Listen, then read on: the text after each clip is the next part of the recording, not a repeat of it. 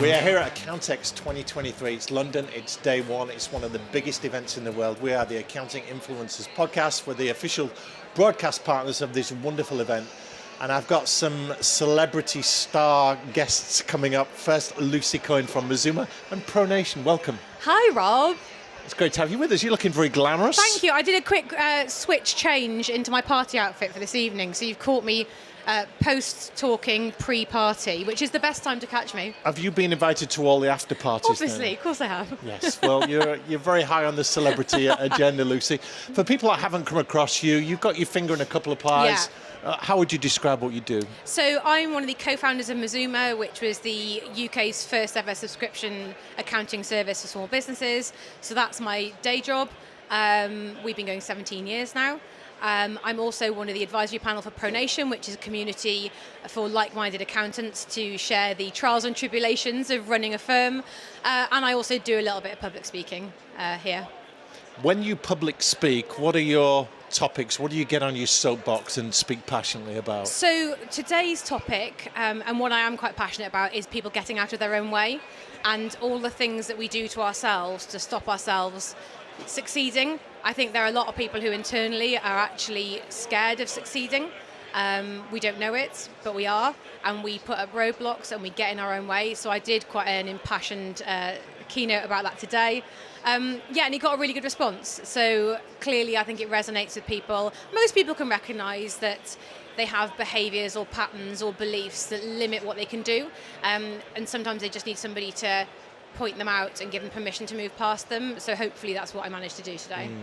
Well, you're passionate about mental health. You're passionate Yeah. about women in accounting. When you get passionate about something, it's very much a crusade. So are you looking to change the world?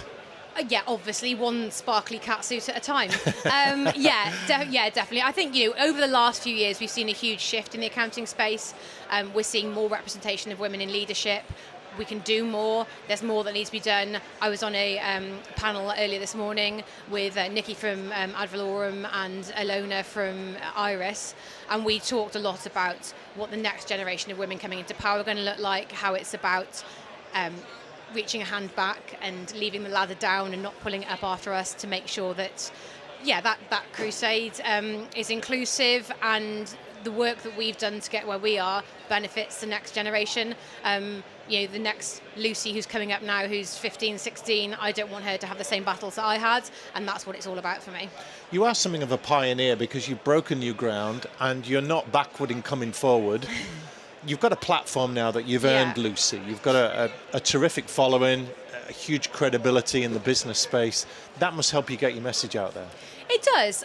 It was a reluctant platform, I suppose. I never intended to go out having that. This was a kind of an unintended consequence, I think, of just having a real purpose. I've always been very purpose-driven. I can't get excited about something unless I believe in it. So everything I do, I see the purpose in. And I think it was like that with Mazuma, kind of crusading for a better service for small businesses. It's like that with Pronation. Making sure that accountants have a safe space to discuss not just all the big shiny LinkedIn posts about how great things are, but a true place where they can be vulnerable and talk about the challenges that you face when you grow a firm, because it is challenging. It's a really challenging thing to do.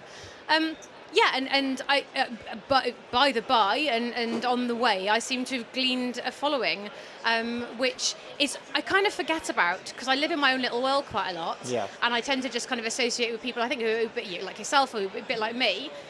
So when I come to something like this, I sort of forget that people know who I am, and it always feels really weird when people ask me for a selfie. I'm very grateful, like it's a lovely place to be and it's really, really nice, but I always sort of forget about it. So it's a kind of unintended consequence, I suppose, of what I've been up to the last 16 years. But with that kind of platform, and I wouldn't say notoriety, but you do start to get recognised now, people know about you, comes responsibility.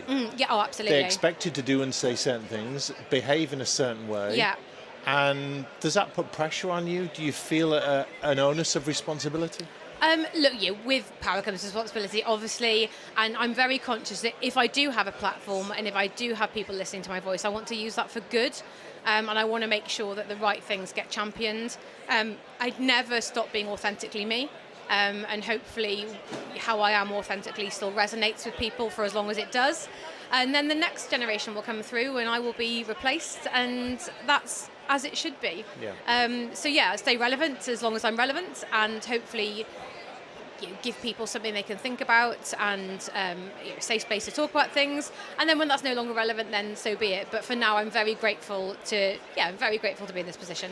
And you're an accountant at heart. Yeah. That's given you Mazuma and the platform, the credibility you've got to talk about a number of other things. What kind of shape do you feel the accountancy profession is in right now? I'd say it's in a state of flux. We've had a challenging few years. I'm sure everyone's mentioned pandemics and political unrest and a revolving door at number 10 and uncertain changes to legislation and MTD and all that stuff. So I think we're in a state of flux, and I think we're in quite a, not precarious, but exciting place where the next steps as a profession are going to dictate what the next 10 years look like. And so for someone who does have a platform at the moment, I feel a responsibility to make sure that people are making the right decisions for future them, not just for them now, and laying those foundations and building something that really matters to them and what they want. So yeah, I see a lot of innovation. I see a lot of exciting people. I see a shift in the demographics in accounting, which is very exciting. And I think the next 5 to 10 years are going to be a really interesting time in it. And I'm just generally quite excited to see what that looks like. What does that shift in demographic look like? So social mobility is something I'm very passionate about, and I think that where you've got outreach programs and you've got apprenticeships being incentivised, and you've got accounting bodies like the AAT who are very big on apprenticeships, I think we're seeing people achieving social mobility through access to careers which otherwise might have been regarded as elitist. Yeah. And that's going to be really interesting to see people from different economic backgrounds, from different social backgrounds, different cultural backgrounds, entering a profession with new ideas, new perspectives, and either changing the shape of what already exists or creating something new. And I'm really interested to see what that looks like. And yeah, it's a generational thing. There's a generation of people starting to come up through now. So in 10 years, I hope it looks very different, because it should progress and it should evolve. And that's how we all keep jobs for ourselves and stay relevant, by continuing to evolve. A lot of people look to you for the answers, but knowing you as I do, you're a vociferous learner. You're always looking for answers yourself and asking questions. Yeah. What questions have you been asking of the people around today? Because this is a unique time and place where everybody gets together, and we've got some super smart, passionate people in this arena, haven't we? Yeah, I'm genuinely a very curious person. So I'm always really curious, genuinely interested in what people are up to. So what are they doing? I'm asking them what their challenges are.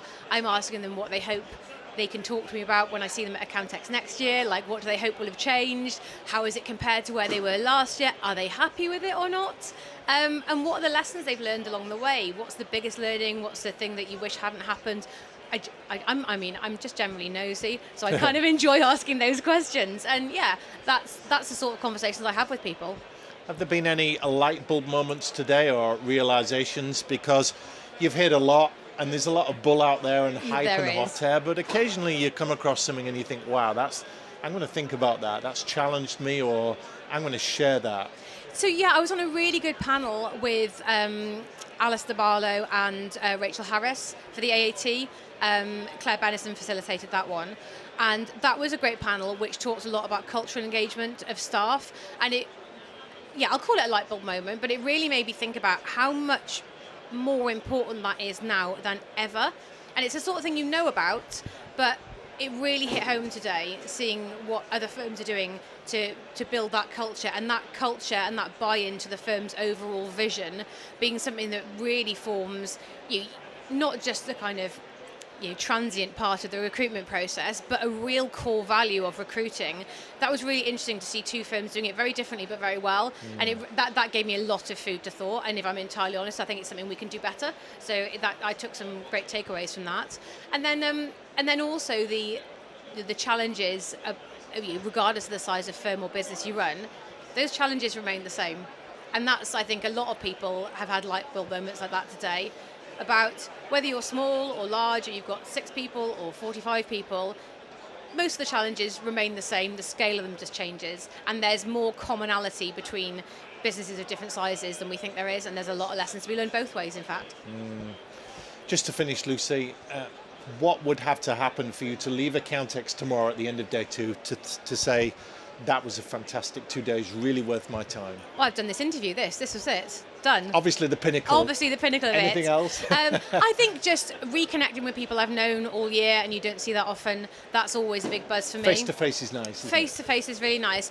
And honestly, if this is so cliched and so cheesy, but genuinely, if one person comes up to me and said, that thing you said last year, I took it on board and it made a big difference, that would make it for me. It means that all this nonsense I spout lands and someone's done something good with it, and that's really cool. And beneath the glitz and the glamour and the hair, there's somebody that's really caring. Yeah, I think so. I'm genuinely curious about people. Like, people fascinate me, and hopefully that means I care about them. Yeah. Well, it's been a pleasure having you on the show. Thanks so much for your time today. Thanks, Rob.